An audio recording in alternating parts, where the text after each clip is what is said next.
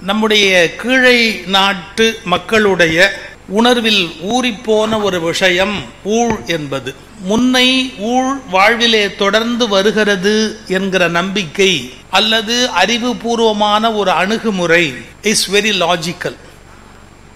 காரணம், நான் செய்கிற ஒவ்வொரு செயலும் ஒரு விளைவை ஏற்படுத்தும். அந்த விளைவு என்பது மீண்டும் என்னிடத்தில் வேறு வகையான ஒரு கோணத்தில் வந்து சேரும். அது ஒரு விளைவை ஏற்படுத்தும். அதுல ஒரு நியாயம் இருக்கு. there is a logical approach.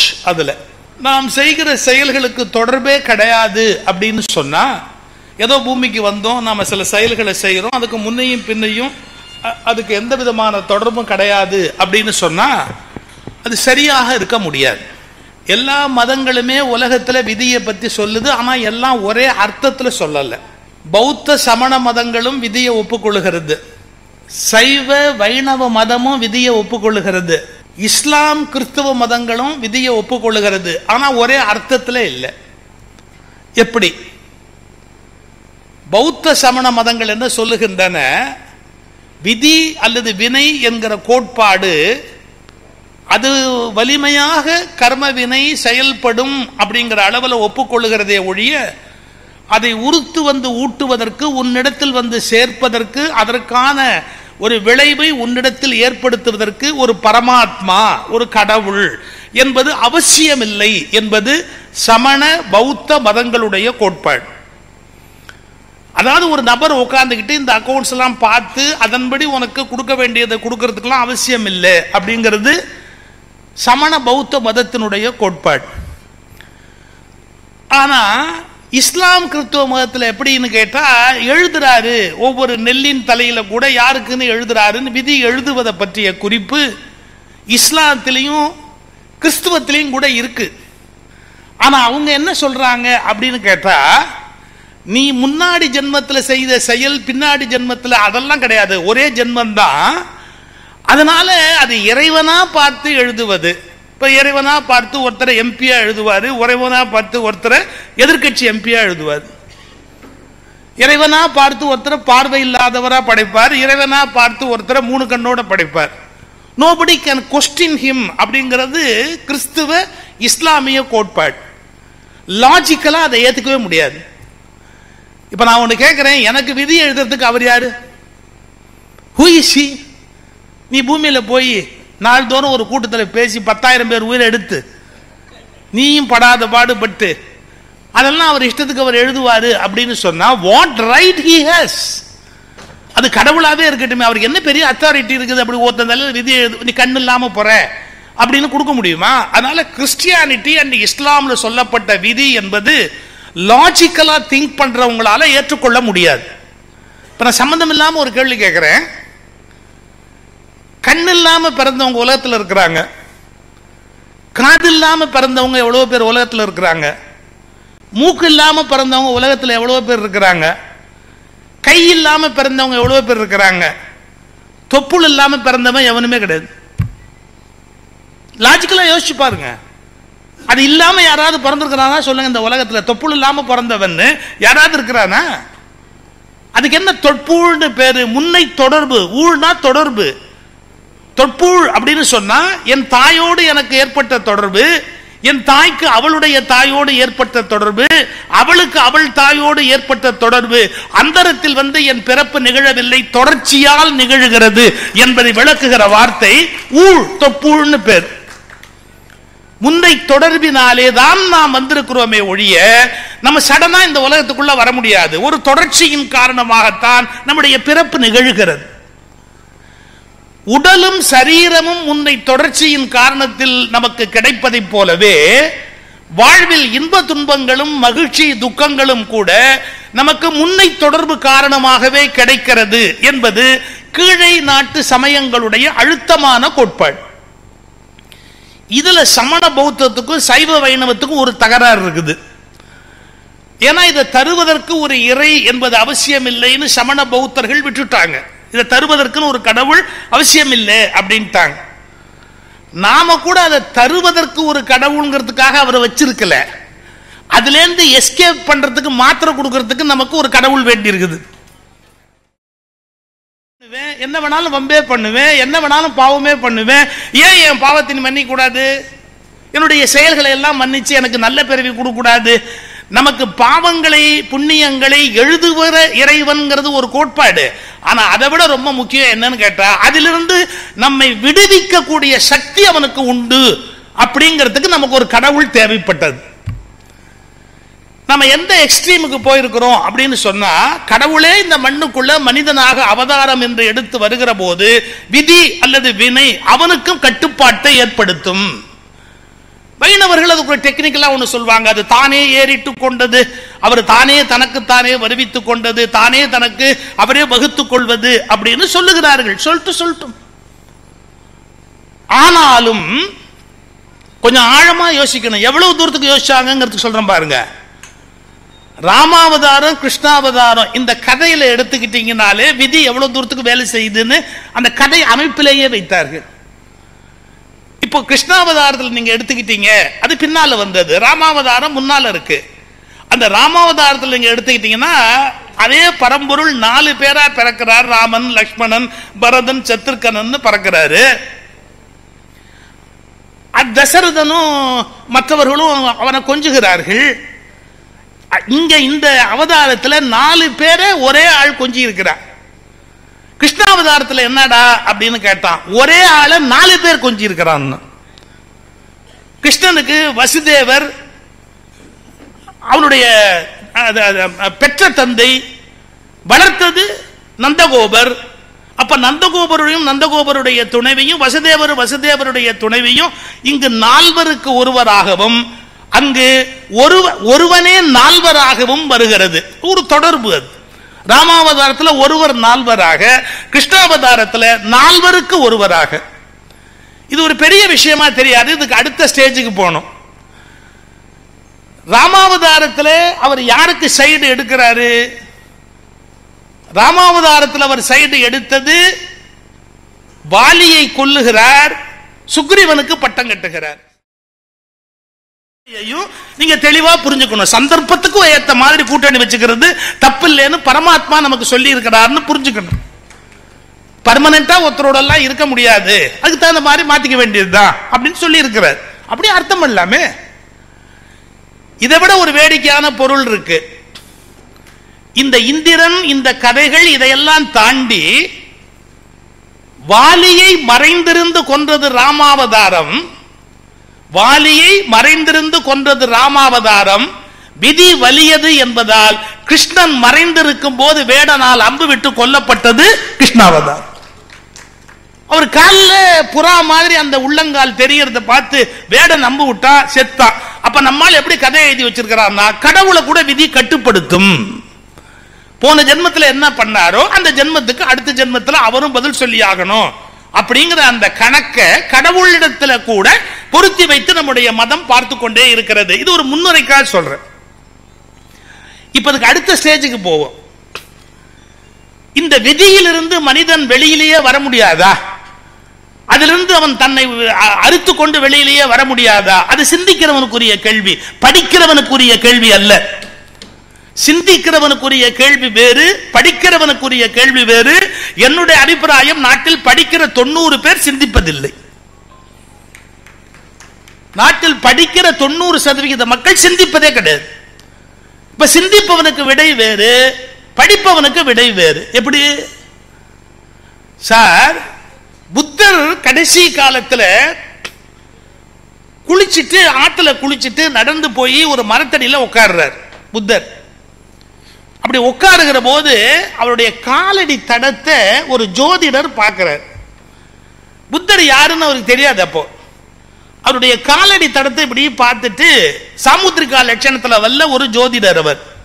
அந்த காலை நல்லா ஊன்றி பார்த்துட்டு, இது ஒரு சக்கரவர்த்தியினுடைய காலா இருக்கணுமே, இவன் உலக புகழ்பெற்ற ஒரு சக்கரவர்த்தியா இருக்கணுமே, இந்த இடத்துல யார் வந்தா, யார் குளிச்சா, அதுக்குள்ள எங்க போயிருக்க முடியும்? ஒரு சக்கரவர்த்தி மறைஞ்சிருக்க முடியாது, பெரிய தேர் படை குடியோட வந்திருக்கணும்னு தேடிக்கிட்டே அந்த காலடி அப்படியே தேடிக்கிட்டே வந்தா ஒரு மரத்தடியில புத்தர் உட்கார்ந்து இருக்கிறார். அது பரதேசியா உட்கார்ந்து இருக்கார். அவன் ஒரு கேள்வி கேட்டான், இங்க ஒரு சக்கரவர்த்தி வந்தாரான்னு கேட்டான். எதுக்கு கேட்கிறார்? இந்த காலடி தடமெல்லாம் பார்த்தா ஒரு அரச குமாரன் அரச சக்கரவர்த்தியினுடைய காலடி. என்னுடைய கணக்குப்படி நான் சாமுத்திரிகா லட்சணத்துல வல்லமே, அந்த கணக்குப்படி பார்த்தா இது ஒரு அரசகுமாரனுடைய காலமைப்பு. அவர் இங்க வந்துட்டு போனாரான்னு கேட்டது. புத்தர் சிரிச்சுக்கிட்டே சொன்னார், ஒரு காலத்துல நான் ராஜகுமாரன் தான், நானும் ஒரு பெரிய ராஜ்யத்துக்கு தலைவன் தான். இப்ப இதெல்லாம் நான் நம்ப மாட்டேன். நீ இப்ப பரதேசியா உட்கார்ந்து இருக்கிற கோலத்துல ஆனா நீ ராஜகுமாரன் ஒன்னு சொன்னா நான் எப்படி நம்புறதுன்னு. அதுக்கு புத்தர் ஒரு அழகான ஆன்சர் சொன்னார். என்ன? விழிப்புணர்வு அடையாத வரையில் ஒருவன் விதிக்கு கட்டுப்பட்டவன், விழிப்புணர்வு பெற்ற மாத்திரத்திலேயே விதி அவனுக்கு கட்டுப்பட்டது. விழிப்புணர்வு பெறாத வரையில் ஒரு மனிதன் விதிக்கு கட்டுப்பட்டவன். அவேர்னஸ், அந்த விழிப்புணர்வு பெற்ற மாத்திரத்திலேயே விதி அவனுக்கு கட்டுப்பட்டது. நான் விழிப்புணர்வு பெறுவதற்கு முன்பு ராஜகுமாரன், விழிப்புணர்வு பெற்ற பிறகு இந்த நிலையில் இருக்கிறேன். இந்த வேறுபாட்டை நீ புரிந்து கொள் அப்படின்னார். அப்ப சொன்னா என் சாஸ்திரத்தெல்லாம் தீய வச்சு கொளுத்துறதா, நான் படிச்ச இந்த வித்தையெல்லாம் தீய வச்சு கொளுத்துறதா? அவசியம் இல்லை. அது ஓரளவுக்கு உண்மை என்பதையும் மறுக்க முடியாது, ஆனால் அது நிலைத்த உண்மை அல்ல என்பதும் மறுக்க முடியாதுன்னார். இந்த புரிதல் தான் சார் சமுதாயத்தில் பல பேருக்கு ஏற்படவில்லை. விதி என்பது உண்மை, அதில் எந்த விதமான சந்தேகமும் கிடையாது. ஆனால் அது முடிவான உண்மை அல்ல, நிலைத்த உண்மை அல்ல, அது மாறுதலுக்கு உட்பட்டது. இதை நோக்கிய பயணம் வாழ்க்கையில் நமக்கு இருக்கணும்.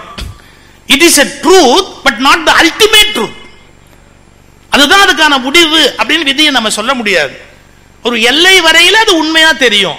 அதை பொய்யாக்குவதற்குரிய சக்தி நமக்கு இருக்கு.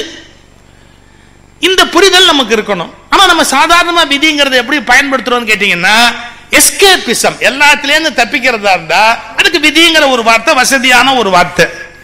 இந்த சண்முகோடி வேலுங்க எனக்கு ஞானசுந்தர சார் பார்த்ததே கொஞ்சம் கவலையா இருக்கு. படிச்சவங்க முன்னாடிலாம் பேச முடியாது, அறிவாளிகள் முன்னாடி எல்லாம் பேச முடியாது. இப்படி அறிவாளிகள்லாம் முன்வரிசையில் உட்கார்ந்துட்டா எப்படி பேசுறது? என்ன எதை இம்சை பண்ணும்னே முடியும். சார் சண்முகோடி வேலு ஒன்று சொல்வார், அவுட்டு நீர் இன்னைக்கு இந்த ஜோக் சொல்ல முடியாது.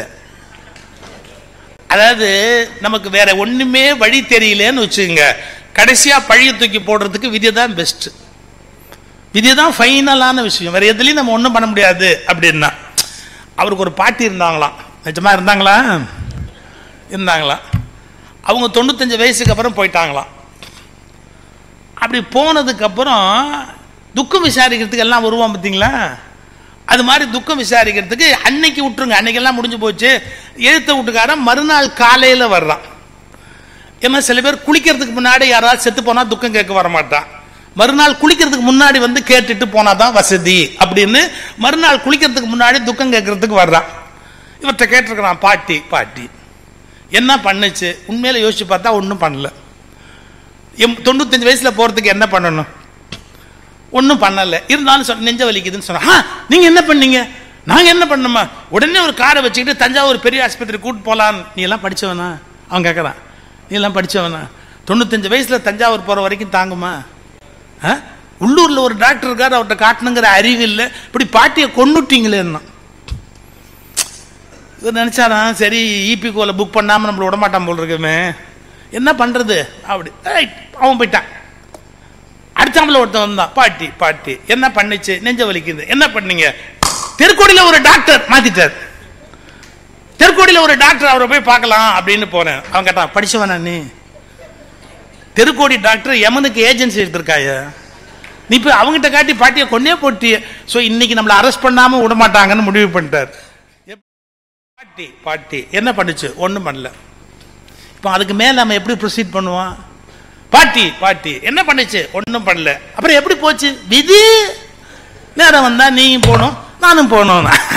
வேற வந்தா அப்படிதான், எல்லாரும் விதி வந்தா போக வேண்டியதுதான் அப்படி. அவர் என்ன சொல்ல வராரு?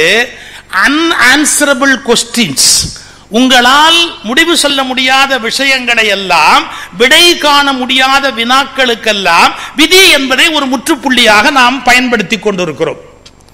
ஆனா உண்மை அது அல்ல.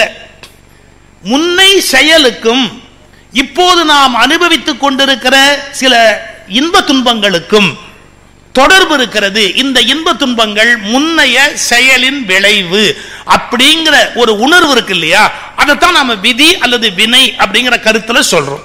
இந்த ரெண்டு சொல்லுக்கு நடுவிலே ஒரு சின்ன வித்தியாசம் இருக்கு. வினை என்பது செயலை குறிக்கும், விதி என்பது அதற்கான ரூலை குறிக்கும். ரூல் இப்படி பண்ணா அப்படி நடக்கும்னு சொல்ற அந்த ரூல் இருக்கு இல்லையா, தட் இஸ் கால்டு விதி. அதை செய்திருக்கிற செயல் இருக்கு இல்லையா, அது வினை. ஆனா நம்ம இந்த செயலையே அந்த தத்துவமாக குறிப்பிடுகிற நல்வினை, தீவினை, இருவினை, முன்னை வினை, இப்படி நிறைய பயன்படுத்திட்டோம், இலக்கியங்களுக்குள்ள கொண்டு வந்துட்டோம்.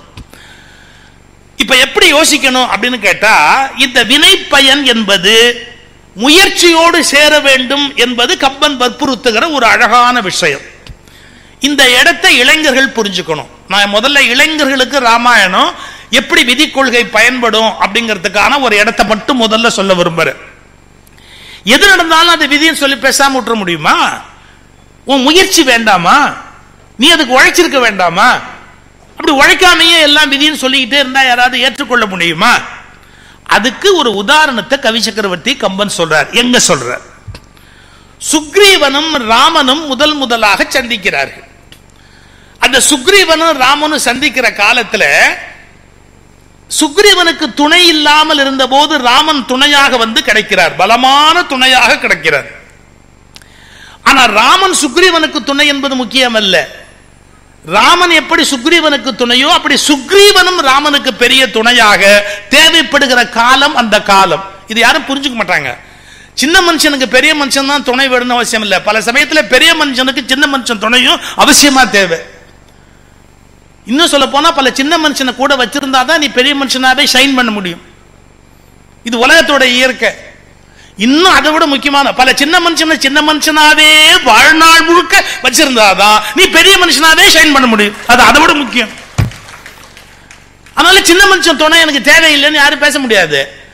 ராமனுக்கு சுக்ரீவனும் தேவை, சுக்ரீவனுக்கு ராமனும் தேவை. ரெண்டு பேரும் ஒருத்தர் அப்படி தழுவின உடனே கவி சக்கரவர்த்தி கம்பன் என்ன சொன்னான் தெரியுமா?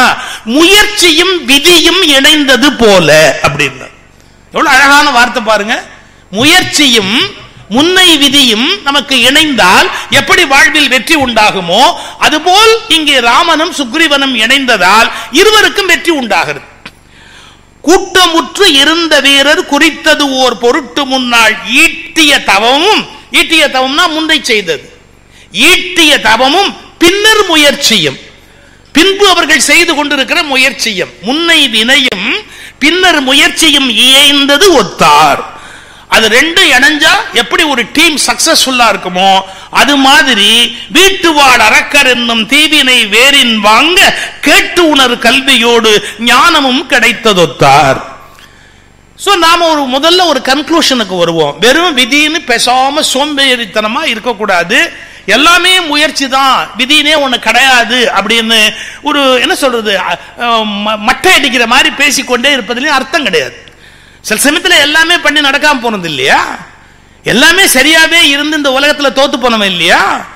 எல்லா வகையிலும் சரியான ஒரு உழைப்பு அப்படியே செய்து முடித்து கூட அடைய வேண்டிய வெற்றி அடைய முடியாமல் போன கால சூழ்நிலை அப்படின்னு ஒண்ணு இல்லையா? இருக்கு. ஆனா என்ன கணக்கு சொல்றாங்க பெரியவங்க, நீ எல்லா முயற்சியும் பண்ணி இந்த காலத்துல தோத்து போனாலும் இந்த முயற்சியின் கணக்கை பிரபஞ்சம் வரவு வைத்துக் கொண்டு அடுத்த வேலையை தொடங்குகிற போது இதை உனக்கு சேர்த்து கொடுக்கும். இதுதான் ரொம்ப முக்கியம்.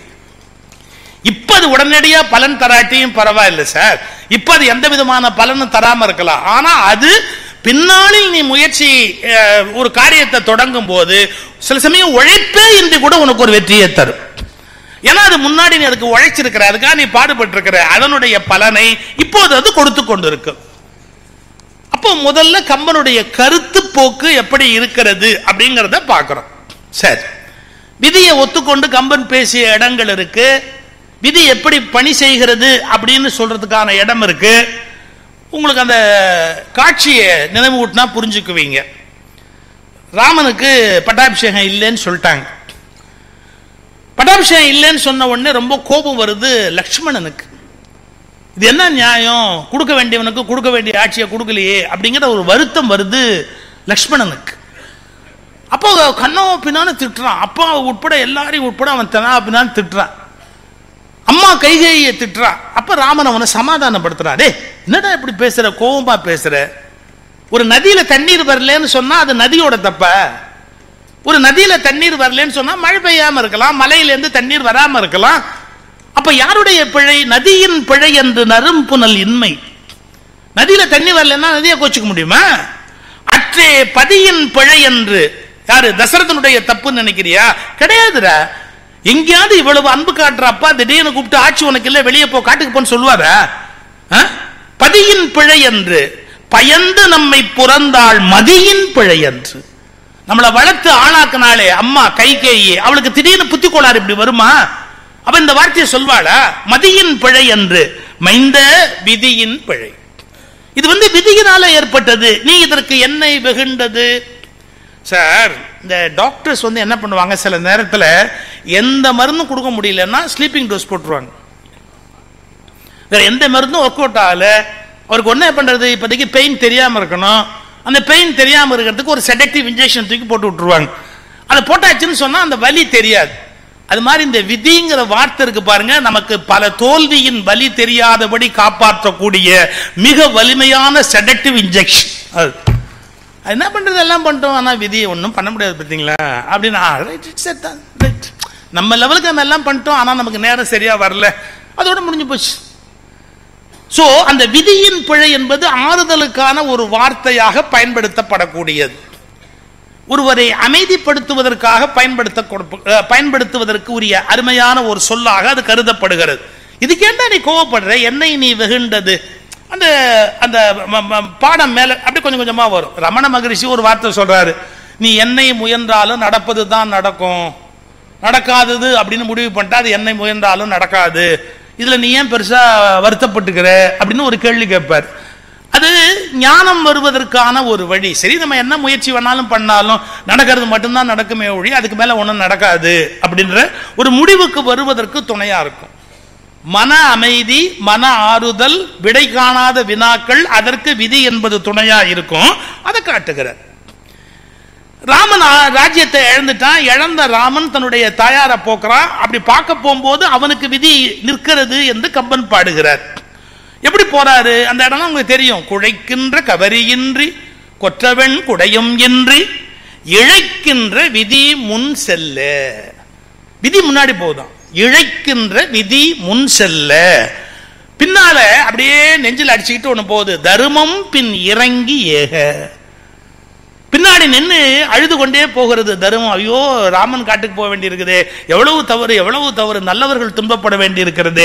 அந்த கருத்துல குழைக்கின்ற கவரியின்றி கொற்றவன் குடையுமின்றி இழைக்கின்ற விதி முன் செல்ல தர்மம் பின் இறங்கியேக மழைக்குன்ற மனையான் மௌலி கவித்தனன் வரும் வரும் என்று தழைக்கின்ற உள்ளத்தாள் முன் ஒரு தமியன் சென்றான். தனி ஆளா போய் நிற்கிறார் ராமன். இது ஒரு நேரேட்டிவ் டிஸ்கிரிப்ஷன். ராமன் எப்படி நின்னாருங்கிறத சொல்றது. இந்த இடத்துல எப்படி நிறுத்திட்டு இப்ப ராமனுக்கு விதி அப்படின்னு எழுதுறாரு கம்பன். விதி முன்னாடி போகுதுன்னார். நீங்க யுத்த காலத்துல படிச்சா ஒரு பியூட்டி இருக்கும். அதுல என்னன்னா, கும்பகர்ணனுக்கு விதின்னு சொல்லுவாரு கவி சக்கரவர்த்தி கம்பன். நல்ல கவனிக்கணும். ராமனுக்கு விதின்னு சொல்ற போது இழைக்கின்ற விதி முன் செல்ல, முன்னாடி போயிட்டு இருக்குது. இழைக்கின்ற விதி முன் செல்ல.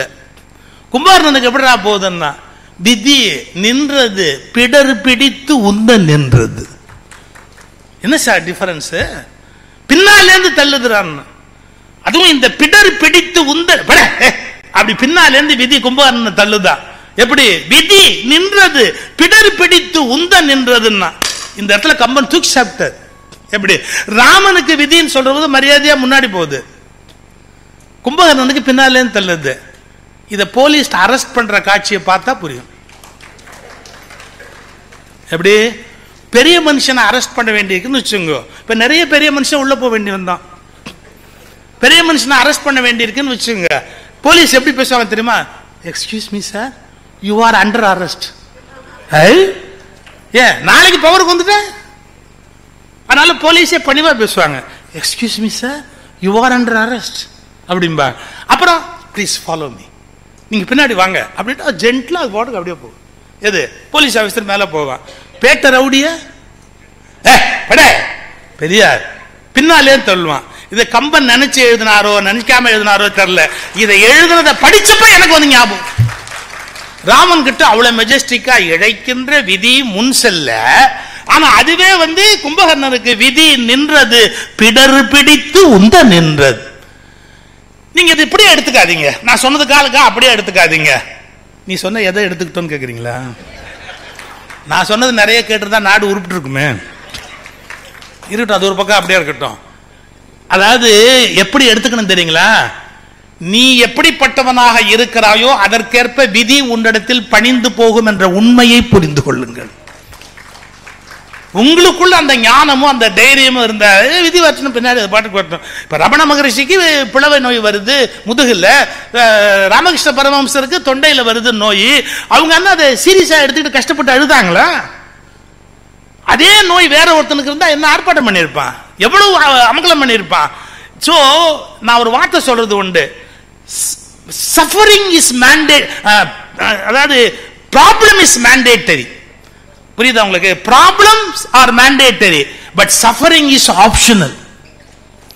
Suffering is optional. வேணும்னா நீங்க கஷ்டப்படலாம், வேணும்னா கஷ்டப்படாம இருக்கலாம், இல்லையா? Problems are mandatory. உலகத்துல எல்லாருக்கும் கஷ்டம் என்பது பொது, எல்லாருக்கும் கஷ்டங்கிறது பொதுங்கிறதுனாலேயே அதை எல்லாரும் அதே மாதிரியே கஷ்டப்படணும்னு அவசியமே கிடையாது. நீங்க வேணும்னா கஷ்டப்படாம இருக்கலாம். இது ஒரு உதாரணத்துக்காக மட்டும் சொல்றேன். எமர்ஜென்சி டயத்தில் எம்ஆர் ராதாவை அரெஸ்ட் பண்ணி கொண்டு போய் இதில் போட்டாங்க, ஐஜி ஆஃபீஸில். ஐஜி ஆஃபீஸில் இருக்கிற ஐஜி படமெல்லாம் பார்த்துட்டு இவர் 19 இது வரைக்கும் இவர் திருவள்ளுவர் படத்தை காமிச்சு, இவர் ரொம்ப நாள் ஐஜியா இருக்கிறாரு, ரொம்ப நாள் ஐஜியாவே இருக்கிறாரு, இவர் படத்தை எல்லா இடத்துலையும் மாட்டிடுறாங்க. அப்போ கூட ஒருத்தன் கேட்டான், அண்ணன் உங்களுக்கு அறிவு இருக்க? மிசால் அரெஸ்ட் பண்ணி கொண்டாந்து உள்ள வச்சிருக்கேன், ஜோக் அடிக்கிறீங்க? இப்ப சிரிக்காது எப்படா சிரிக்கிறது? இப்படி இவர் பேசிக்கிட்டு இருக்கும் போதே ஒய்ஃப்னு சொல்லக்கூடாது, ஒய்ஃபில் ஒருத்தர், அது இஷ்டம். அந்த அம்மா ஓடியாந்து, மாமா உன்னை உள்ளே வச்சுட்டாங்க மாமா, நீ ஒன்று பண்ணு மாமா, நான் இனிமேல் தப்பு பண்ண மாட்டேன்னு எழுதி கொடுத்தா போலீஸில் விட்டுருவாங்களா மாமா, எழுதி கொடுத்துருவேன். நான் என்ன தப்பு பண்ணேன்? ஒரே தப்பு பண்ணேன், வீட்டில் படுத்திருந்தேன். வேணா இப்படி எழுதி தட்டுமா? இனிமே வீட்டில் படுக்க மாட்டேன், எழுதி தட்டுமா? சார், இவ்வளவு கட்டத்துக்கு மத்தியிலும் அந்த ஆளுக்கு கேலியா சிரிக்குதா? இப்ப நீங்க வாழ்க்கையில நிபந்தனைகளோடு சந்திச்சீங்கன்னு வச்சுங்க, இதெல்லாம் இருந்தால் நான் மகிழ்ச்சியாக இருப்பேன் அப்படின்னா உங்க கண்டிஷனை எல்லாம் ஃபுல் பண்ணி நீங்க மகிழ்ச்சியா இருக்கவே முடியாது. எது நடந்தாலும் நான் நிம்மதியா இருப்பேன்டா அப்படின்னு முடிவு பண்ணிட்டா உங்களை யாராலும் அசைக்கவே முடியாது. ராமனுடைய லட்சியம் என்ன அப்படின்னு கேட்டீங்கன்னா, எவ்வளவு துன்பங்கள் வந்தாலும் துன்பத்துக்கு துன்பப்படாமை. அதுதானே சார் ஞானம்ங்கிறதுக்கு அடையாளம். பகவத்கீதையில துவந்த நிலை, அந்த இரட்டை மனோபாவத்திலிருந்து வெளியே வா, இன்பத்துக்கு இன்பப்படாமை, துன்பத்துக்கு துன்பப்படாமை. விதி இருக்கு, ஆனா அது மரியாதையா முன்னாடி போகுது. அதனால ராமன் பாதிக்கப்படவில்லை, வருத்தப்படவில்லை. அப்படி புரிஞ்சுக்கணும். வாழ்க்கையில் நமக்கு விதி துன்பத்தை ஏற்படுத்தினாலும் கூட பாதிக்கப்படாத நபராக நாம் இருப்பது எப்படி என்பதை கவி சக்கரவர்த்தி இங்க சொல்லுகிறார். இதே மாதிரிதான் அவருடைய வாழ்க்கையில் சொன்ன, யாரு? கும்பகர்ணனுடைய வாழ்க்கையில விதி நின்றது, பிடர் பிடித்து உந்த நின்றது. ஏன்னா கும்பகர்ண இன்னொரு இடத்துலயும் சொல்றான், அத அவன் அட்வைஸ் பண்ண வேண்டியதெல்லாம் பண்ணிட்டான் ராவணனுக்கு, கேட்கறதா இல்லை. வாழ்க்கையில சில பேருக்கு நம்ம அட்வைஸ் பண்ணுவோம், நம்ம அட்வைஸ் பண்ண கூடுதலா தப்பு பண்ணுவான். அது மாதிரி சில பேர் இருக்கிறார், நீ புத்தி சொன்னேன்னா இதை விட மோசமா பண்ணுவேன்பா. அவனுக்கு போய் அட்வைஸ் பண்ண முடியுமா? எவ்வளவு அட்வைஸ் பண்ண முடியுமோ அவ்வளவு அட்வைஸ் பண்ணி முடிச்சுட்டு கும்பகர்ணன் கடைசியா சொன்னா, நான் சொல்றது கொஞ்சம் கேளு, இந்த தேவி சீத்தை கொண்டு போய் விட்டு, ஏன் வென்றிவன் வருவன் என்று உரைக்கிலேன், விதி நின்றது பிடர் பிடித்து உந்த நின்றது.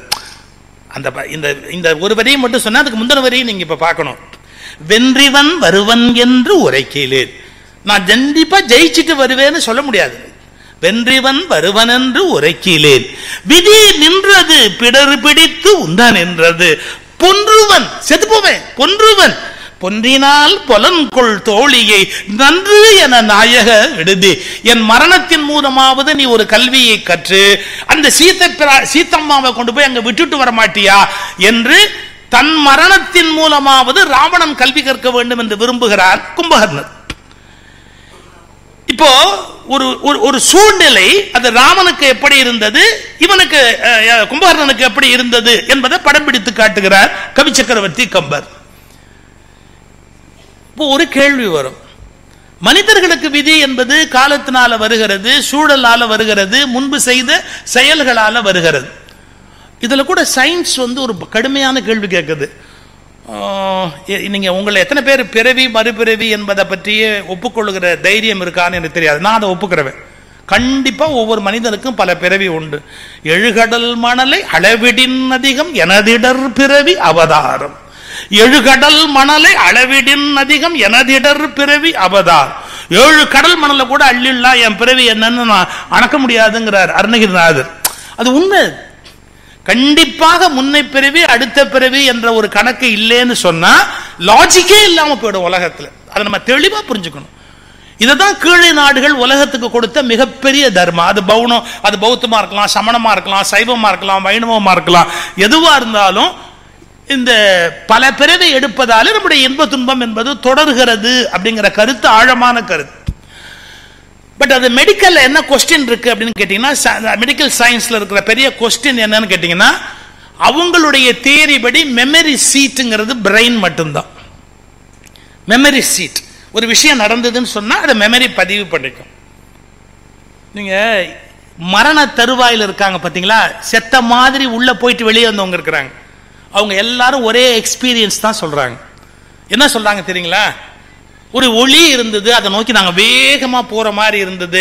அப்ப பழைய வாழ்க்கை முழுக்க ஞாபகம் வந்தது, என்னுடைய எல்லா வாழ்க்கையும் ஞாபகத்துக்கு வந்தது. அப்புறமா திடீர்னு பார்த்தா மறுபடியும் நான் கண்ணை முழிச்சுக்கிட்டேன், ஆபரேஷன் தியேட்டர்ல இருக்கிறேன் அப்படின்லாம் சொல்லுவாங்க. நிறைய 90% அந்த மாதிரி இன்சிடென்ட் படிச்சு பார்த்தா அப்படிதான் பேசுவாங்க. அது என்ன தெரியுங்களா? உண்மையில நம்முடைய மெமரி எந்த ப்ராப்ளம் வந்தாலும் அதை எப்படி சால்வ் பண்ணலாங்கிறதுக்கு எல்லா ஃபைலையும் வேகமா புரட்டும். இதே மாதிரியான ப்ராப்ளம் ஏற்பட்ட போது நான் எப்படி சால்வ் பண்ணேன் அப்படிங்கிறதுக்காக நம்முடைய மெமரி என்ன பண்ணும், வேற முன்னாடி என்ன நடந்தது, முன்னாடி என்ன நடந்தது, முன்னாடி என்ன நடந்தது, அது மாதிரியான ஒரு ஆபத்தை நான் எப்படி சந்திச்சேன், எப்படி சால்வ் பண்ணேன் அப்படின்னு மெமரி வேகமா தேடும். இப்ப மரணம்ங்கிறது அது புதுசா சந்திக்குது, அதை எப்படி சால்வ் பண்ணலான்னு அது எல்லா நினைவுகளையும் தேடும். இது வரைக்கும் வாழ்க்கையில சந்திச்ச எல்லாத்தையும் கிட்டு தேடிக்கிட்டே வரும். இதுல ஏதாவது தீர்வு இருக்கா, இதுல ஏதாவது தீர்வு இருக்கா, இதுல ஏதாவது தீர்வு இருக்கா அப்படின்னு. அதனாலதான் மரணம் அடைகிற நிலையில போய் திரும்பி வெளியே வந்த எல்லாரும் ஒரே விஷயத்தை தான் நாரேட் பண்றாங்க சயின்ஸ்ல. சரி, இப்ப நம்முடைய மெடிக்கல் சயின்ஸ் படி மெமரியோட சீட், அதாவது நினைவு எண்ணங்களுடைய பதிவு என்பது மூளையில தான் இருக்குது அப்படிங்கிறான். ஒன்னு நீங்க எரிச்சுடுறோம் சில சம்பிரதாயங்கள் படி, ஒன்னு புதைச்சிடுறோம் இந்த பூமியில. அவன் எங்கேயோ யாரோ பிறக்கிறான். எப்படி இந்த மெமரி இருக்க முடியும்? ஏன்னா மெமரியினுடைய சீட் மூளை, அது இங்க பூமியில போயிடுச்சு, எரிச்சாச்சு. அப்ப எது கேரி பண்ணுச்சு? அப்பதான் நம்முடைய கருத்துக்கு வரும் ஆன்மான்னு ஒண்ணு. அந்த ஆன்மா ஒரு மெமரி சிப்புக்குள்ள எப்படி எல்லாத்தையும் உள்ள வச்சிருக்கோமோ, இப்போ இத்தனை ஜிபின்னு சொல்லி ஒரு சிப்ல வச்சிருக்கிறோம். அதே மாதிரி போன ஜென்மத்துல, அதுக்கு முந்தின ஜென்மத்துல எல்லாம் பண்ணது எத்தனை ஜிபியா இருந்தாலும் அதை ஒரு சின்ன சிப்பா உள்ள வச்சுக்கக்கூடிய சக்தி அந்த ஆன்மாவுக்கு இருக்கு, அது வச்சிருக்கு. அதனால்தான் அது அடுத்த உடம்பு போய் உட்கார்ந்த உடனே தன் இயல்புக்கு ஏற்ற விஷயங்களை அது தேடுகிறது. அது தன் இயல்புக்கு என்ன தேவையோ அதே மாதிரியா அது பிஹேவ் பண்ணுது. நீங்க மகாத்மா காந்தி உயிரோடு இருந்த காலத்திலேயே ஒரு சம்பவம் நடந்தது. ஒரு பையன் திடீர்னு என்ன கிளைம் பண்ணா, எனக்கு கல்யாணம் ஆயிடுச்சு, 7 வயசு, என் மனைவி பேரு இது, இந்த ஊர்ல எனக்கு சொத்து இருக்கு, கடை இருக்கு, இந்த ஊர்ல எனக்கு குழந்தை இருக்கு, நான் அங்க போகணும். 7 வயசு அந்த பையனுக்கு. வீட்டுல எல்லாம் முதல்ல பைத்தியம்னாங்க, விளையாட்டுக்கு சொல்லுதுன்னாங்க, என்னெல்லாமோ யோசிச்சாங்க. கடைசியில் அவங்க மாமா வந்தவர் இது என்ன பெரிய பிரச்சனையா இருக்கேன்னு, சரி இவன் சொல்றதெல்லாம் உண்மையானு பார்க்கலாம்னு இவனை விட்டுட்டு அந்த ஊருக்கு போனா அந்த தெரு இருக்கு. அந்த தெருவில் அவன் சொன்ன கடை இருக்கு. அந்த கடையில ஒரு பெண்மணி உட்கார்ந்து இருக்கிறாங்க. உங்க கணவர் பேர் என்ன அப்படின்னு கேட்டா அவர் இறந்து போயிட்டாருங்க, ஆனா அவருடைய பேர் இதுன்னு சொல்றாங்க. அந்த பேர் தான் அந்த பையன் சொல்றான். அதுக்கப்புறம் இவனை அழைச்சிட்டு போறாங்க. அழைச்சிக்கிட்டு அந்த இடத்துக்கு போனா மனைவி இப்ப உயிரோட வளர்ந்து வயதானவங்களா இருக்கிறாங்க. இவன் சின்ன பையனா இருக்கிறான் 7 வயசுல. பெரிய பையன் பேர் சொல்லி அவனை கூப்பிடுங்கிறான், சின்ன பையன் பேர் சொல்லி அவனை கூப்பிடு அப்படிங்கிறான். எல்லாம் விளையாட போயிருக்கிறாங்க, கூப்பிடு அப்படிங்கிறான். இப்ப அவன் என்ன பண்ண முடியும்? இந்த வீட்லயும் சேர்க்க முடியாது, அந்த வீட்லயும் சேர்க்க முடியாது. அவனுக்கு நினைவு வந்துருச்சு, பழைய நினைவுகள். இந்த வழக்கு மகாத்மா காந்தி கிட்டே போச்சு. அப்புறம் அவர் சொன்னார், சைக்காட்ரிஸ்ட் யாராவது பார்க்க சொல்லு, இந்த பையனுக்கு ஏதாவது பண்ண முடியுமா பார்க்க சொல்லு அப்படி. அது நீண்ட கதை, பெருசா போயிட்டே இருக்கும். இதை எதுக்கு சொல்ல வரேன்? ஒரு மனிதன் அடுத்த பிறவி எடுக்கிற போது நினைவு எங்கிருந்து வருகிறது? இதை எப்படி சொல்றாங்கன்னா, சில விஷயங்கள் நம்முடைய ஜீன்ல ப்ரோக்ராம்டு, நம்முடைய டிஎன்ஏ, நம்முடைய மரபு வழி வருகிற மரபணு இருக்குது இல்லையா, அதுல ப்ரோக்ராம், அதுலயே உட்கார்ந்துருக்கும். அந்த கணக்கு அடுக்கி வச்ச கணக்கிலேயே அது கரெக்டா உட்கார்ந்துருக்கும். இந்த மாதிரி விஷயத்துக்கு இப்படிதான் பிஹேவ் பண்ணுவோம், ஏன்னா இந்த மரபுல வந்திருக்கிறோம், நம்ம இந்த மாதிரி செய்தியை இப்படித்தான் ரியாக்ட் பண்ணுவோம், ஏன்னா நம்ம அதையே ரொம்ப காலமா செய்து பழகி இருக்கிறோம். இந்த மாதிரி விதி என்பது பெருவாரியா ஒவ்வொரு சந்தர்ப்பத்தில் ஒவ்வொரு இடத்துல வேலை செய்யும். ரைட், ரொம்ப முக்கியம். விதி எதை வாகனமாக பயன்படுத்தி கொண்டு வேலை செய்யும்னு கேட்டான். அது எக்ஸிகியூஷனுக்கு வரணும் இல்ல, செயலுக்கு வரணும் இல்ல. இதை ஒன்ன புரிஞ்சுக்கிட்டா நம்ம வாழ்க்கை நல்லா இருக்கும். விதி எந்த வழியாக வாழ்க்கையில் உங்களுக்கு செயலுக்கு வரும்னு கேட்டான். விதி உங்கள் கோபத்தின் மூலம்தான் உங்கள் வாழ்க்கையில் தலையிடும். நம்ம கோபப்படுறோம் பார்த்தீங்களா, கோபப்படுற போது சில வார்த்தை சொல்லுவோம் பார்த்தீங்களா, அது வழியா தான் அது செயல்பாட்டுக்கு இறங்க வரும். சோ முனிவர்களும் ஞானிகளும் அந்த கோபத்தை அப்படியே கண்ட்ரோல் பண்ணிக்கிட்டே போக போக போக என்ன ஆகும்னா, அவங்க விதி இருக்கும் ஆனா செயல்படாம இருக்கும். நீங்க கேட்பீங்க, அது எப்படி சார் விதி உள்ள இருக்கும் ஆனா செயல்படாம இருக்கும்னு? இப்ப சில பழைய நாகரிகங்களை தோண்டி எடுக்கிற போது சில விதைகளை எடுக்கிறாங்க. பெரிய ஆச்சரியம், அந்த விதைகள் எல்லாம் 1000, 2000, 3000 வருஷத்துக்கு முந்தினதுன்னு சொல்றாங்க. ஆனா அந்த விதைகளை இப்ப முளைக்க போட்டா முளைக்குது. அந்த விதைகள் இப்ப முளைக்குது. அப்போ ஒரு விதைக்குள்ள தான் என்ன தாவரம் என்ற பதிவு உள்ள இருக்கு. விதை உறக்கம் என்று சொல்லப்படுகிற முறையில் அது உறங்கிக் கொண்டே இருக்கு. மறுபடியும் வாய்ப்பு கிடைச்ச உடனே அது முளைக்க ஆரம்பிச்சிருது. அதே மாதிரி நம்முடைய மனதில் பல எண்ணங்கள், நாம் பட்ட கோபதாபங்கள், காமம், விகாரம், பகை, இவையெல்லாம் உள்ள தங்கி இருக்கு. அது ஒரு குறிப்பிட்ட காலத்தில் அப்படியே வெளிப்படும். வாரியார் இந்த விதியை விளக்குறதுக்கு ஒரு இடம் விளக்குவார். அதாவது லக்ஷ்மணன் சூர்பனகையோட மூக்க அறுத்தான் பார்த்தீங்களா, அந்த மூக்க அறுத்த கதையை சொல்லிட்டு வாரியார் பழைய ஜென்மத்தை நினைவூட்டுவார். திருப்புகள் அந்த பாட்டு வருது, வீடனுடைய மூக்க, அந்த சூர்பனகை மூக்கறிந்தவன் அப்படின்னு அந்த இடம் வருது பாத்தீங்களா. அதுக்கு விளக்கம் சொல்ற போது வாரியார் சொல்வார், போன ஜென்மத்தை நினைச்ச உடனே பாசம் வரும், இந்த ஜென்மத்தை நினைச்ச உடனே கோபம் வரும் அப்படின்னு அந்த கதைக்கு ஒரு விளக்கம் சொல்வார். அப்போ மனிதர்கள் கோபப்படுகிற காலத்தில் அவர்களுடைய விதி மேலோங்கி நிற்கிறது. கப்பன் சொன்னதெல்லாம் இருக்கட்டும், நம்ம லைஃபுக்கு ஒரு முக்கியமான மெசேஜை உள்வாங்கணும்னா நாம சௌக்கியமா இருக்கலாம். என்ன, நமக்கு இம்சை பண்ற சில பேரோட நம்ம ரொம்ப நாள் இருக்க வேண்டியிருக்கும். நமக்கு இம்சை பண்ற சில பேரோட, நான் ரொம்ப ஜாக்கிரதையா சொல்றேன், நம்ம ரொம்ப நாள் இருக்க வேண்டியிருக்கும். அதெல்லாம் கரெக்ட் பண்ண ட்ரை பண்ணக்கூடாது, அதெல்லாம் மாற்றக்கூடாது, அதுக்கு திட்டக்கூடாது, சண்டை போடக்கூடாது.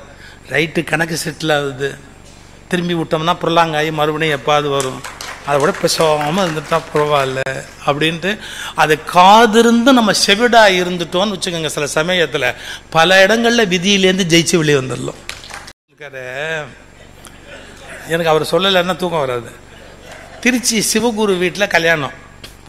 சிவகுரு வீட்டு கல்யாணத்துக்கு நாங்கள் போயிருக்கும்போது மேலே சத்தம், பேண்டு சத்தம், ஒரே கூச்சல். நான் இவரும் பக்கத்தில் பேசுகிறாருன்னே காதில் விழாது. அவர் எப்படி ஏதோ பேசிக்கிட்டே இருந்தார். ஒரு சண்முக வடிவேலு தலையாட்டினார். நான் அவர் போன உடனே கேட்டேன், நான் அவர் ரொம்ப உரிமையாக எப்போவுமே விளையாடுவேன் அவர்கிட்ட மட்டும். ஓய், அவர் என்ன பேசினார்னு நீர் தலையாட்டினீர், அவர் என்ன பேசினது காதில் கேட்காது. உம்ம பக்கத்தில் உட்கார்ந்தது எனக்கே காது கேட்கல, உம்ம காதை விட எந்த இளங்காது, உமக்கு ஏஜெட் காது, என் காதிலே உழலை, என்ன பேசினாருன்னே உழலை. நீர் இன்னமும் மண்டே இப்படியே ஆட்டிக்கிட்டே இருந்தீரு, என்ன சமாஜ். ஒரு வார்த்தை சொன்னார் சார், அவரை பார்த்தா நல்லவரா தெரியுது, கெட்ட வார்த்தை சொல்லியிருக்க மாட்டார். அவரை பார்த்தா நல்லவர் மாதிரி தெரியுது, கெட்ட வார்த்தை சொல்லியிருக்க மாட்டாரு. அதான் நமக்கு என்ன நஷ்டம், நானும் தலையத்திலே ஆடிட்டேன் அப்படின்ற. எனக்கு வாய் சும்மா இருக்குமா? திருமண வீட்டில் வாழ்த்து சொல்கிற போது இந்த சம்பவத்தையே சொன்னேன். இவர் எப்படி இருக்கார் பாருங்க, இது மாதிரி இருக்க கற்றுங்க, யார் என்ன சொன்னாலும் சிரிச்சுக்கிட்டே தலையாட்டிருங்க, நிம்மதியாக இருக்கலாம். அதுவும் கல்யாணம் ஆகிறவங்க முக்கியமாக இதை கவனிச்சுக்கணும் அப்படின்னு நான் வாழ்த்து சொன்னேன் சார். முடிஞ்ச உடனே அந்த ஆள் மறுபடியும் அந்த மஞ்சப்பையை தூக்கிட்டு இவர்கிட்ட வந்து சொல்கிறாரு, யாரோ உங்களை தொந்தரவு பண்ணாங்கன்னு நினைக்கிறேன். நான் வேடிக்கைக்கு சொல்லலை. நான் ஆங்கிலத்தில் 2 வார்த்தை இருக்கு சார், ரெஸ்பாண்ட் அண்ட் ரியாக்ட் அப்படின்னு 2 வார்த்தை இருக்கு. லைஃப்ல ரெஸ்பாண்ட் பண்ண பழகணுமே ஒழிய ரியாக்ட் பண்ண பழகக்கூடாது. ரெஸ்பாண்டுங்கிறது என்ன, ரியாக்ட்ங்கிறது என்ன அப்படின்னா, ஒய்ஃபே வந்து சில விஷயம் சொல்றா, அப்படியே பாட்டு சொல்லிட்டே இருந்தான்னு வச்சுங்க, இப்போ என்ன பண்ணுங்கிற, வாங்கிட்டு வரணும் அவ்வளோதானே, சாயங்காலம் வரத்துக்குள்ள உனக்கு வேணும் அவ்வளோதானே, வந்துடும் அவ்வளோதான். இப்போ வந்து சொல்றீங்க காலையே சொல்லியிருந்தா என்ன, அதெல்லாம் இன்னும் நம்ம ரியாக்ட் பண்ணணும்னு வச்சுங்க ஒவ்வொரு ப்ராப்ளத்துக்கும், அதுக்கு முடிவே இல்லாம போயிடும். ரெஸ்பாண்ட் பண்ணணும். இந்த விதியை சமாளிக்கிறது இதே டெக்னிக் தான். நமக்கு ஒரு துன்பம் வருகிற போது நம்ம உடனே என்ன பண்றோம், எனக்கு யார் துன்பம் பண்ணாலும் அவனுக்கு நான் ஏன் துன்பம் பண்ணக்கூடாது, இந்த நினைப்பு வருது இல்ல, அவனுக்கு நான் ஏன் துன்பம் பண்ணக்கூடாது அப்படின்னு நினைக்கிறேன் பாருங்க. அதுக்கு பதிலா எப்பவோ ஏதோ நான் தப்பு பண்ணியிருப்பேன், அதனால எதுவும் பரவாயில்ல, இப்ப என்ன கேட்டு போச்சு, அவங்க பண்ணா பண்ணிட்டு போறாங்க, அது நமக்கு இது இப்படியே இருக்கட்டும். ராமனுக்கு கைகேயை கெடுதல் பண்ணலையா, ஏத்துக்கலையா? எத்தனை பேரு ராமனை விட ஒரு சிறந்த மனிதனை உலகத்துல பார்க்க முடியுமா? அவருக்கு அவ்வளவு பேர் தொந்தரவு பண்றாங்க, எப்படி அவரால் அக்செப்ட் பண்ணிக்க முடியுது? தாய் தீயள் என்று நீ துறந்த என் தெய்வமும் மகனும் தாயும் தம்பியும் ஆம்பரம் தருக, தீயள் என்று நீ துறந்த என் தெய்வமும் தம்பியும். கைகேயை விட ராமனுக்கு கெடுதல் பண்ணிருக்க முடியாது வேற யாரும் ஒருத்தர். ஆனா கோவப்படலையே, அக்செப்ட் பண்ணிக்கிறாரு. அப்ப என்ன அர்த்தம், முன்னை வினைப்பயனால் இவள் இந்த செயலில் ஈடுபட்டாள், அதுக்கு நான் பெருசா ரியாக்ட் பண்ணி இப்ப ஒன்னும் ஆக போறது இல்லை, அவளை திட்டுவதாலேயோ கோவப்படுவதாலேயோ எந்த விதமான பயனும் இல்லை, நான் அதை அக்செப்ட் பண்ணிக்கணும். இந்த உணர்வு வாழ்க்கையில வந்து மிகப்பெரிய மேன்மையை உண்டு பண்ணும். புத்தர்கிட்ட ஒருத்தன் என்ன பண்ணா, ஒரு தடவை காரி துப்பிட்டான், மூஞ்சி மேலே காரி துப்பிட்டான், ரொம்ப கோவத்தில். அவர் துணியால் அப்படி தொடச்சிக்கிட்டு நீ இன்னும் ஏதாவது சொல்ல விரும்புகிறாயான்னு கேட்டார். எப்படி, நீ இன்னும் ஏதாவது சொல்ல விரும்புகிறாயா? அப்ப பக்கத்திலேயே ஆனந்தர்னு ஒரு சிஷ்யர், புத்தருக்கு ஆனந்தர்னு ஒரு சிஷ்யர் பக்கத்தில் நிற்கிறார். ஒன்று நல்லா தெரிஞ்சுக்கோங்க, எப்பவுமே என்லைட்டன்ட் சோலுக்கு பக்கத்திலேயே முட்டாள் நிற்பான். என்லைட்டன்ட் சோலுக்கு கூடவே நிற்பான் பாருங்க, அடி மடையனா இருப்பான். அவன் அவர்கிட்ட அந்த பெற வேண்டிய ஞான கீற்று ஒளியை பெற்றிருக்கவே மாட்டான், கூடவே இருப்பான். ஆனந்தர் கோபமா கேட்டான், அவன் எச்ச துப்புறான் மூஞ்சியில, அவனை பார்த்து இன்னும் ஏதாவது சொல்ல விரும்புகிறாயா, என்கிட்ட விடுங்க அவனை, அவனுக்கு எப்படி பதில் சொல்லணுமா நான் சொல்றேன் அவனுக்கு. புத்தர் சொன்னாரு, ஆனந்தா அப்படி வா. அவர் கோபத்தில் என்னை திட்ட நினைத்தார், அதற்கான வார்த்தைகளை தேடினார். அந்த கோபத்தை வெளிப்படுத்தக்கூடிய சொற்கள் எந்த மொழியிலும் இல்லை, மொழிகள் வறுமையானவை. எப்படி, மொழிகள் வறுமையானவை. அவர் கோபத்தை வெளிப்படுத்தக்கூடிய சொற்கள் கிடைக்காத காரணத்தால் அவர் இந்த செயலை செய்து விட்டார். அவருக்குரிய சொல் கிடைத்திருக்குமானால் அந்த சொல்லை சொல்லி இருப்பார். அது அவருடைய குற்றம் அல்ல, மொழியின் குற்றம். The language is so poor, the poverty of the language. அது வந்து மொழியின் ஏழ்மை என்று சொல்லுகிறார் புத்தர், மொழியினுடைய ஏழ்மை அப்படின்னார். இது ஆனந்தானால ஏத்துக்கவே முடியல, என்ன இவர் இவ்வளவு திட்டுற போது கம்முன்னு பேசாம போயிட்டே இருக்கிறாரு அப்படின்னு. அதுக்கப்புறம் அவன் போயிட்டு ராத்திரி சார் அவன் படுத்தா அவனுக்கு தூக்கம் வரல. எவ்வளோ நல்ல மனுஷன், அவனை போய் திட்டமே, காரி துப்பிட்டோமே மூஞ்சியில், நம்ம எவ்வளோ பெரிய தவறு பண்ணிட்டோன்னு. இது ஒரு பெரிய விஷயம் சார். மிகச்சிறந்தவர்களை அவமதித்து பேசுகிறவர்கள் பேசுவார்கள், ஆனால் அவர்களது மனசாட்சியே அவர்களை குத்திக் கொண்டே இருக்கும். அவர்களுக்கு மிக நன்றாக தெரியும் நாம் தேவையில்லாமல் ஒரு நல்ல ஆத்மாவை காயப்படுத்துகிறோம் என்பது அவர்களுக்கு கண்டிப்பாக புரியும். அந்த மனசாட்சி கொல்லாம கொல்லும். ராத்திரி எல்லாம் அவனால் தூங்க முடியல. காலையில புத்தரை பார்த்து மன்னிப்பு கேட்கணும்னு நினைச்சான். புத்தர் குளிச்சுட்டு நதியில போய் அப்படி குளிச்சுட்டு அப்படி எந்திரிச்சு புத்தர் வெளியில வர்றாரு. அப்படி வரும்போது அந்த இடத்துக்கு அந்த அவன் ஓடி வந்து அப்படியே புத்தர் காலில் விழுந்து என்னை மன்னிச்சேன்னு சொல்லுங்க, என்னை மன்னிச்சேன்னு சொல்லுங்க, என்னை மன்னிச்சேன்னு சொல்லுங்க. வேற ஒருத்தர் என்ன சார் பண்ணுவாங்க, வேற ஒருத்தர் இந்த தினத்தந்தியை கூப்பிடுப்பா, இதை போட்டோ எடுத்து போட்டு சொல்லு, நேற்று காரி துப்புனவன் இன்னைக்கு காலில் விழுறான் பத்தியா, அதுதான் நம்ம பவர். நம்ம பவர் என்னன்னு உலகமே தெரிஞ்சுக்கிட்டோம். யூடியூப்ல எடுத்து போடுங்கப்பா, பார் காலில் விழுந்துட்டான் பார். புத்தர் அப்படிலாம் ஒன்றும் சொல்ல, அவன் காலில் விழுந்த உடனே ஆனந்தா அவர் இப்போதும் ஏதோ சொல்ல விரும்புகிறார், அதற்குரிய சொற்கள் மொழியில் இல்லாததால் இந்த காரியத்தை செய்து விட்டார். அது அவருடைய குற்றம் அல்ல, அது மொழியின் பிழை. அந்த மொழி ஊமையானது, மொழி வறுமையானது அப்படின்ட்டு காலை உருவிக்கிட்டு ஒண்ணுமே அதை பத்தி பேசாம நகர்ந்து போறார் புத்தர். அவன் கேட்டான், மன்னிச்சேன்னு ஒரு வார்த்தை சொல்லக்கூடாதா? நீங்க என்ன மன்னிச்சேன்னு ஒரு வார்த்தை சொல்லக்கூடாதா? அதுக்கு புத்தர் ஒரு பதில் சொன்னார் பார், நேற்று காரி துப்பிய அதே மனிதனா நீ? இப்போது அந்த மனிதன் நகர்ந்து விட்டார், அந்த மனிதன் ஓடிவிட்டார். இப்போது வந்திருக்கிற நீ குற்றமற்ற ஒரு மனிதன். உன்னில் நான் மன்னிப்பதற்கு என்ன இருக்கிறது? அதனால் உன்னை மன்னிப்பது என்ற பேச்சுக்கே இங்கு இடமில்லை, முடியாது. எல்லா மனிதனும் ஓடுகிற நதியினர், எல்லா மனிதர்களும் ஓடுகிற நதி. அப்ப ஓடுகிற நதி மாறிக்கொண்டே இருக்கும், மனிதர்கள் மாறிக்கொண்டே இருப்பார்கள். பெர்னாஷா ஒரு வார்த்தை சொன்னார் சார், உலகத்திலே அறிவாளி என் டெய்லர்னா. ஏன்? அவன் தான் அப்பப்ப என்ன அளவு எடுக்கிறான், மற்றவெல்லாம் எப்பவோ எடுத்த அளவு வச்சு என் உயிர் எடுக்கிறான், இவன் ஒத்தன் தான் என்ன அப்பப்ப அளவெடுக்கிறான். பெர்னாஷாவுடைய வார்த்தை. இப்ப ராமாயணத்துல நம்ம புரிஞ்சுக்க வேண்டியது என்ன? பட்டம் கிடைக்க வேண்டிய ராமனுக்கு கிடைக்கவில்லை, காடு போகாமல் நாட்டில் ஆள வேண்டிய ராமனுக்கு அந்த நாட்டில் ஆள முடியவில்லை. போன இடத்தில் வந்த பிறகும் சீதைக்கு மிகப்பெரிய அக்னி பிரவேசம் என்ற துன்பம் வருகிறது. எது நடந்தாலும் ரியாக்ட் பண்ணி பகை பண்ணி கோபதாபங்களுக்கு உட்படுகிற போது, சாபங்களை கொடுக்கிற போது விதி தொடர்ந்து விடுகிறது. நீங்க உடனே சாபத்தை கொடுத்துட்டீங்கன்னா விதி தொடர்ந்து விடுகிறது. அந்த நேரத்தில் நீங்க சாபத்தை கொடுக்கறத நிறுத்திட்டு இது விதி அப்படின்னு ஏற்றுக்கொள்ள தொடங்கினா விதி நின்று விடுகிறது. விதியை நிறுத்துகிற கலையை தான் ஞானிகள் நமக்கு கற்றுக் கொடுக்கிறார்கள். விதியால் துன்பப்படுகிற கலையை அஞ்ஞானிகள் நமக்கு கற்றுக் கொடுக்கிறார்கள். விதியில் இருந்து விலகி நிற்கிற கலையை நம்முடைய ஞானிகள் கற்றுக் கொடுக்கிறார்கள். ரியாக்ட் என்பதை நிறுத்திவிட்டு ரெஸ்பாண்ட் என்கிற ஆங்கிளுக்கு போகிற போது விதி நின்று விடுகிறது என்பதை விளக்குவதுதான் ராமனுடைய பர்சனாலிட்டி. அது ராமனுடைய அந்த தோற்றத்தின் அடையாளம். இதை மிக அழகாக கவி சக்கரவர்த்தி கம்பன் படம் பிடித்து காட்டியிருக்கிறார் என்பதை சொல்லி இந்த வாய்ப்பை வழங்கியமைக்கு நன்றி பாராட்டி வணங்கி விடைபெறுகிறேன். நன்றி.